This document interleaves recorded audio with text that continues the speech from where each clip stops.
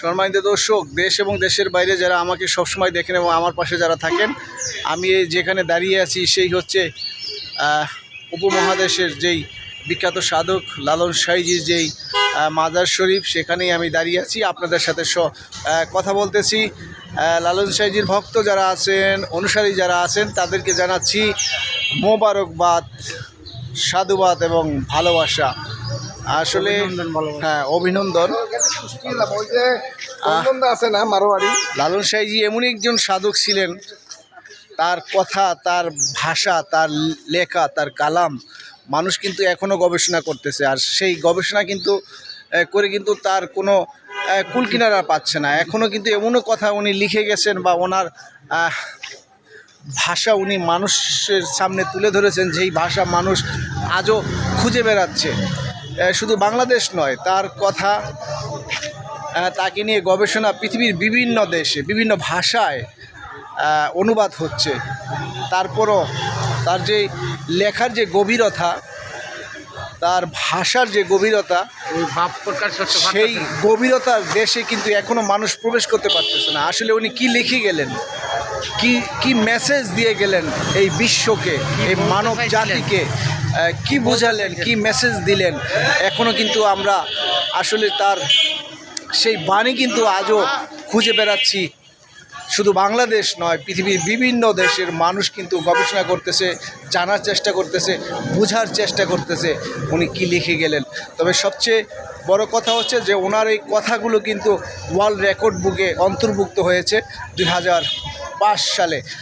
ওনার এই যে গেটটা আমি আপনাকে দেখতে পাচ্ছি, যে গেটটা, হ্যাঁ আসবো, এখানে লেখা আছে, আমি যদি আপনাদেরকে দেখাই, ভজলে সোনার মানুষ হবি।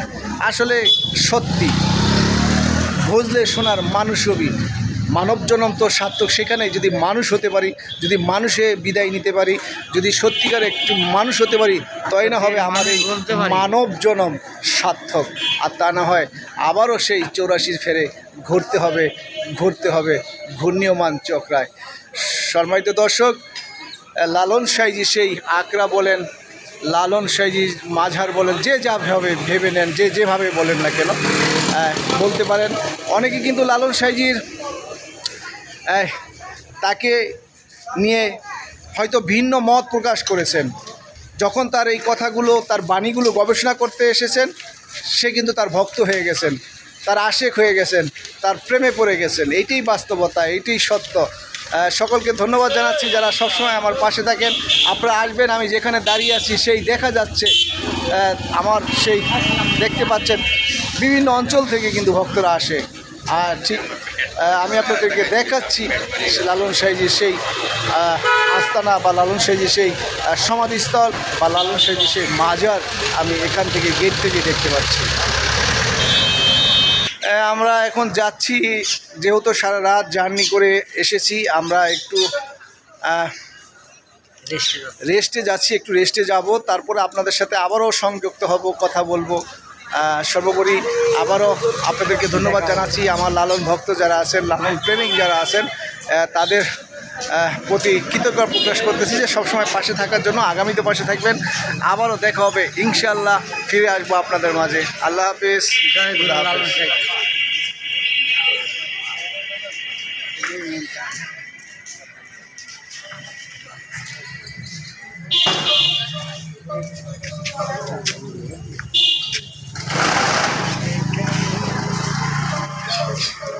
হয়তো অনেক কথা বলার ছিল, এই স্বল্প সময়ে আপনাদেরকে বলতে পারতেছি না। কথা তো অনেক, তার যে বাণী, যে কথা বলে গেলেন, ভজলে সোনার মানুষ হবি। আসলে এই কথা বিশ্লেষণ করতে গেলে যদি লিখতে যাই বা বুঝতে যাই, তাহলে মাসের পর মাস, বছরের পর বছর চলে যাবে, তারপরও তার এই কথা শেষ হবে না। বাই বাই সকলকে, টাটা।